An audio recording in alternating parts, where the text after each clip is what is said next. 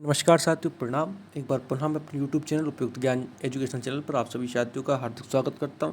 तो जैसा आप सभी को पता है कि हम जैसे पहले माध्यमिक शिक्षक भर्ती या उच्चतर माध्यमिक शिक्षक भर्ती हुई थी, तो उससे जुड़े हुए जो आपके प्रश्न थे उसको मैंने निराकरण करने का प्रयास किया था जहाँ तक संभव हो सकता था। अब मैं प्राथमिक शिक्षक भर्ती जो आपकी प्रक्रिया है उससे जुड़े हुए जो आपकी क्वेरी है, जो आपके क्वेश्चन है, उसको इस वीडियो में सॉल्यूशन करने का या सॉल्व करने का प्रयास करूंगा। आप अंत तक मेरे साथ जुड़े रहें। तो सबसे पहला क्वेश्चन ये था आप लोगों के जो आएंगे कि अतिथि शिक्षक का जो प्रमाण पत्र है वह कब तक मान्य होगा, है ना। पहले नंबर क्वेश्चन है। हम ये प्राथमिक शिक्षक भर्ती की बात कर रहे हैं जो अभी 11,056 उम्मीदवारों की सूची जारी हुई है। इस लिस्ट में एक मात्र ये थोड़ा सा इसका डिसएडवांटेज ये है, इसमें ये नहीं लिखा है कि कौन वेटिंग लिस्ट में और कौन मेरिट लिस्ट में, है ना।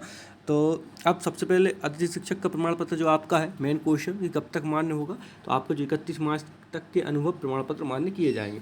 दूसरा क्वेश्चन आपका अतिथि शिक्षक रहते हुए कोई डिग्री या डिप्लोमा नियमित किया है तो अतिथि शिक्षक का प्रमाण पत्र मान्य होगा या नहीं, ये मेन क्वेश्चन है। आपने जैसे देखा कि उच्चतर जो आपकी माध्यमिक शिक्षक थी उसमें भी कई उम्मीदवारों को बाहर किया गया, तो इसमें स्पष्ट लिखा गया है कि दोनों कार्यों का मुख्यालय जो है वो एक ही है तो अनुभव मान्य किया जाएगा। अगर आप कोई भी डिग्री या डिप्लोमा उस मुख्यालय से बाहर करते हैं तो आपको बाहर कर दिया जाएगा, ठीक है। पात्रता परीक्षा में ईडब्ल्यूएस का चिन्हांकन नहीं किया गया था और करने पर अब ईडब्ल्यूएस कैटेगरी में आएगी, मतलब जब आपने फॉर्म भरा था तब आपने ईडब्ल्यूएस कैटेगरी नहीं चुनी तो क्या आप अब भर सकते हैं। इसमें भी स्पष्ट रूप से उन्होंने नहीं लिख दिया कि पात्रता परीक्षा में ईएसबी द्वारा आयोजित परीक्षा परिणाम में दर्शाई कैटेगरी ही मान्य की जाएगी।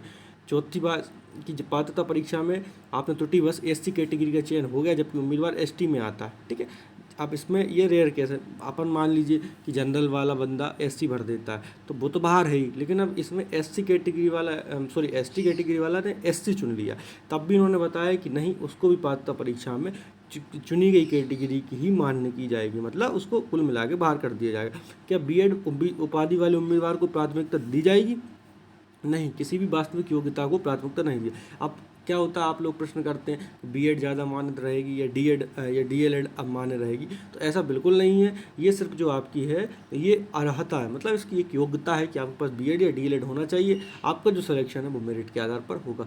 इस प्रश्नों के अलावा भी अगर कोई और प्रश्न हो आपके मन में तो आप कमेंट करके नीचे पूछ सकते हैं। थोड़ा सा मैं और आपको इस बारे में बता दूं कि आपको कब तक डॉक्यूमेंट अपलोड करने। 11,056 उम्मीदवारों की सूची है, ठीक है। 7500 पद आपके पास हैं, है ना। ये जो आपकी मेरिट लिस्ट 2020 के आधार पर बनी गई है और जो आपकी टीआरसी पोर्टल है उस पर आप 27 मई तक डॉक्यूमेंट आप अपलोड कर देंगे, ना। और आप अगर 27 मई तक अपलोड नहीं करेंगे तो आपकी उम्मीदवारिता रद्द मानी जाएगी, ठीक है। दस्तावेज अपलोड करने वाले साथियों या जो उम्मीदवार हों उनको ही फिजिकल वेरिफिकेशन के लिए बुलाया जाएगा, ठीक है।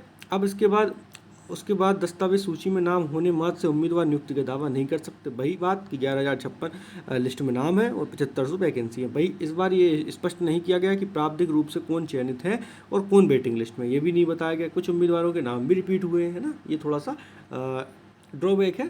दस्तावेज अपलोड के होने के बाद उम्मीदवार बोल रहे हैं कि थोड़ी सी प्रक्रिया है जो बहुत स्लो है ना। अब आपके मन में और कोई भी डाउट है तो आप मेरे से पूछ सकते हैं, ठीक है। इसमें 363 उम्मीदवार जो है वह दस्तावेज अपलोड नहीं कर सकेंगे।